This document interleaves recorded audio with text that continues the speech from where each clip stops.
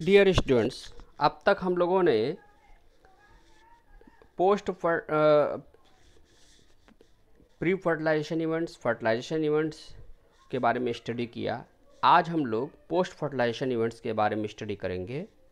Post fertilisation events मतलब कि ऐसे इवेंट्स, ऐसी घटनाएं जो फर्टिलाइजेशन के बाद होती हैं, फर्टिलाइजेशन के बाद होने वाली घटनाएं, इवेंट्स।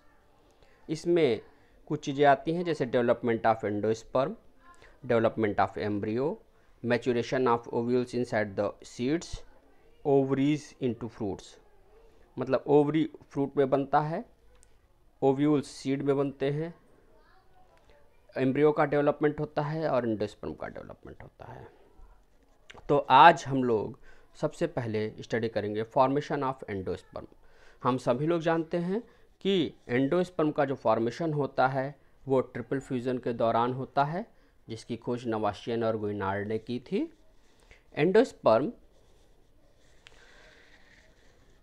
एंडोस्पर्म का फॉर्मेशन एम्ब्रियो के फॉर्मेशन से पहले ही हो जाता है, क्योंकि वो डेवलपिंग एम्ब्रियो को न्यूट्रिशन प्रोवाइड करता है। ये स्टेराइल होता है, ये ट्रिप्लॉयड होते हैं। कुछ फैमिलीज़ ऐसी हैं जैसे ट्रेपेसी, पोडोस्टिमेसी एंड ऑर्किडेसी में ये एंडोस्पर्म्स एब्सेंट होते हैं। जिम्नोस्पर्म्स में एंडोस्पर्म हैप्लॉयड होते हैं, जबकि एंजियोस्पर्म में एंडोस्पर्म ट्रिप्लॉयड होते हैं। एंडोस्पर्म की अगर हम बात करते हैं तो on the basis of development endosperm 3 तरीके के होते हैं: न्यूक्लियर एंडोस्पर्म, सेलुलर एंडोस्पर्म और हिलोबियल एंडोस्पर्म। एंडोस्पर्म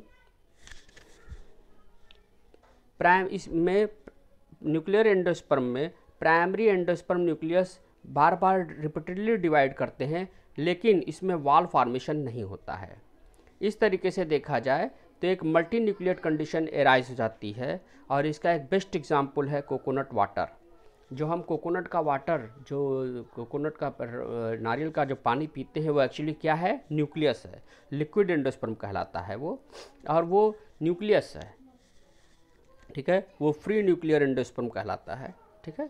दूसरा आता है सेलुलर एंडोस्पर्म। सेलुलर एंडोस्पर्म, इसमें प्राइमरी एंडोस्पर्म न्यूक्लियस जो होते हैं वो डिवाइड होते हैं, और उसके साथ साथ वॉल फॉर्मेशन भी होती है, इसीलिए हम उसको सेलुलर एंडोस्पर्म कहते हैं। ठीक है।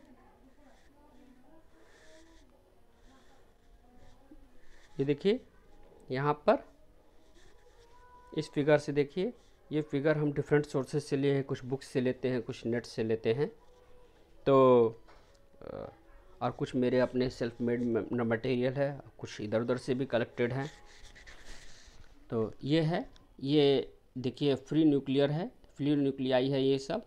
देखिए यहाँ पर वॉल फॉर्मेशन नहीं हुआ है, जबकि इस जगह में देखिए वॉल फॉर्मेशन होता चला जा रहा है। हर एक न्यूक्लियस एक वेल बाउंड कंपार्टमेंट में घिरा हुआ है, और यहाँ पर वॉल भी फॉर्मेशन हो रहा है तीसरे कंडीशन में, और फ्री न्यूक्लियस भी है। तो दोनों तरीके का जब ऐसा कंडीशन जिसमें वॉल फॉर्मेशन भी होता है और न्यूक्लियस का भी फ्री न्यूक्लियर भी पाए जाते हैं, तो उसको कहते हैं हिलोबियल कंडीशन। हिलोबियल कंडीशन में ये इंटरमीडिएट टाइप होता है, जिसमें सेलुलर और न्यूक्लियर दोनों तरीके के एंडोस्पर्म पाए जाते हैं।